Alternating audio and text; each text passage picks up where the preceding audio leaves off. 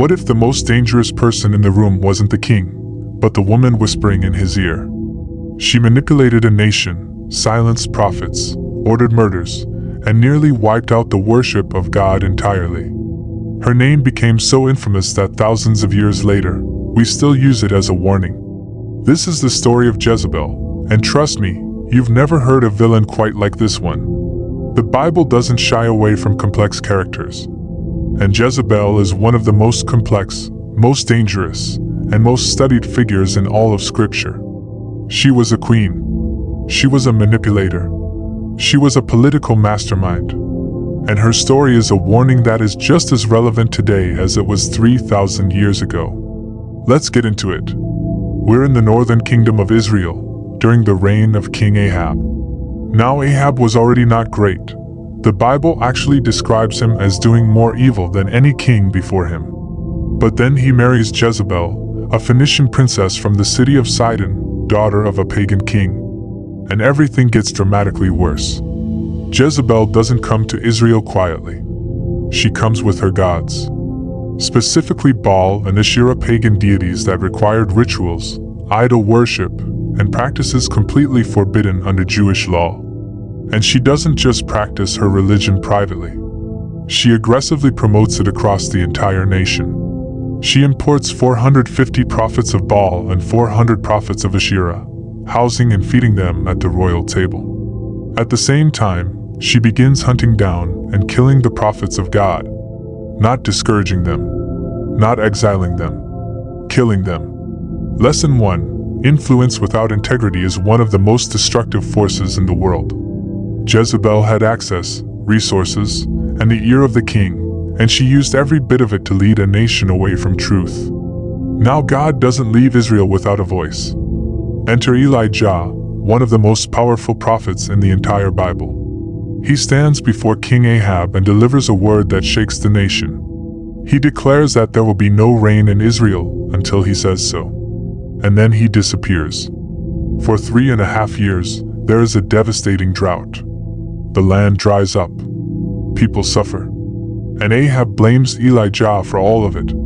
Then Elijah reappears and challenges the 450 prophets of Baal to a showdown on Mount Carmel. The rules are simple. Both sides will prepare a sacrifice, and whichever god answers by fire is the real god. The prophets of Baal go first. They pray, they shout, they cut themselves, they dance around the altar for hours. Nothing happens. Not a spark. Then Elijah steps up. He even pours water over his sacrifice 3 times, drenching it completely, as if to make it harder.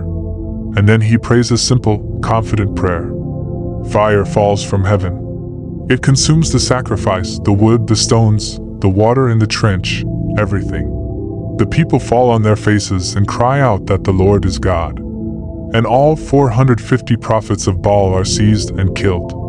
It is one of the greatest displays of divine power in the entire Old Testament. When Ahab tells Jezebel what happened, her response is immediate and terrifying. She sends a message directly to Elijah. By this time tomorrow, you will be dead just like those prophets. And here is something remarkable. Elijah, the man who just called down fire from heaven, runs. He runs into the wilderness, sits under a tree, and tells God he has had enough. He wants to die. This moment is so deeply human. Here is one of the mightiest men of God in all of Scripture, completely broken not by an army, not by a natural disaster, but by one woman's threat. Lesson 2: Your greatest battles are often not physical, they're psychological. Jezebel's most powerful weapon wasn't her army. It was fear. She knew that if she could get into Elijah's head, she didn't need to lay a hand on him. Be careful what voices you allow to speak over your life. Now we see Jezebel at her most calculating. There's a man named Naboth who owns a vineyard right next to the palace. King Ahab wants it for a vegetable garden and offers to buy it or trade it. Naboth refuses. This land was his family inheritance, and under Jewish law, it was not to be sold. Ahab goes home sulking like a child. He lies on his bed and refuses to eat. And Jezebel finds him like this. She doesn't comfort him. She doesn't tell him to move on. She looks at him and essentially says, "Aren't you the king? Get up. I'll get you the vineyard." Here is what she does next. She writes letters in Ahab's name using his royal seal. She instructs the city leaders to hold a public assembly, seat Naboth at the front, hire 2 false witnesses to accuse him of cursing God and the king, a capital offense, and then take him out and stone him to death.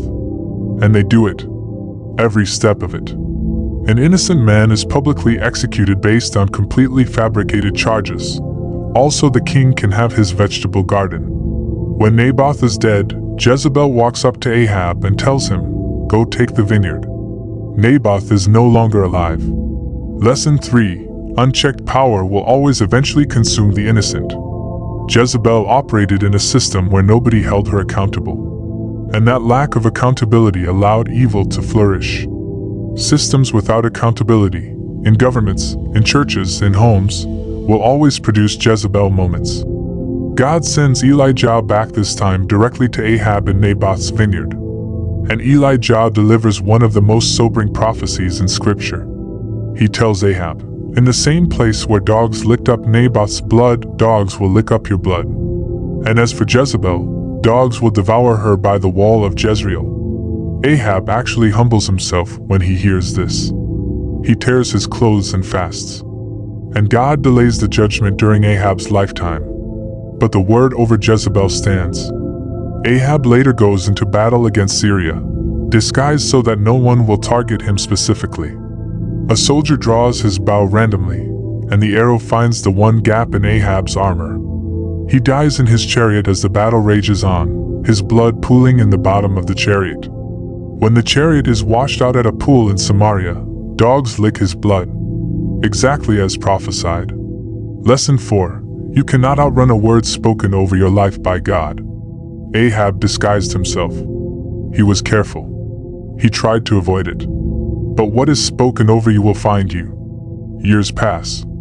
A new king named Jehu is anointed by God specifically to bring judgment on the house of Ahab. He rides furiously toward Jezreel, and word reaches the city that he is coming.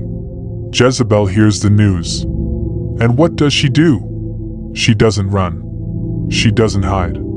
She goes to her window, puts on her eye makeup, fixes her hair, and looks down at Jehu as he rides in. Even in her final moments, Jezebel performs. She puts on a face and tries to maintain control of the narrative. Jehu looks up and calls out, "Who is on my side?" 2 or 3 of Jezebel's own servants look out from the window. Jehu simply says, "Throw her down," and they do. She falls. The horses trample her. And when they go to bury her, they find nothing left but her skull, her feet, and the palms of her hands. Dogs had consumed the rest. The prophecy spoken years earlier by Elijah was fulfilled completely. Lesson 5. Performance is not the same as power. Jezebel put on her makeup at the end because image and control were all she knew. But no amount of presentation can stop the consequences of how you've lived. What's done in the dark always comes to light. Now here is where this story becomes a direct word for today. In the book of Revelation, Jesus addresses a church and warns them about someone operating in what he calls the spirit of Jezebel. He's not talking about a literal woman. He's talking about a pattern of behavior. Manipulation. Control. Leading people away from truth while claiming spiritual authority. Silencing voices that speak against wrongdoing. This spirit doesn't only show up in queens and palaces. It shows up in relationships where one person controls and manipulates the other. It shows up in workplaces where intimidation is used to silence honesty. It shows up in churches where leadership is used for personal gain instead of genuine service. It shows up anywhere that manipulation masquerades as authority. Lesson 6. Learn to recognize manipulation dressed up as leadership. The spirit of Jezebel always presents itself as strong, confident, and even spiritual. But true leadership serves. It doesn't control. It empowers. It doesn't silence. So what does Jezebel's story teach us?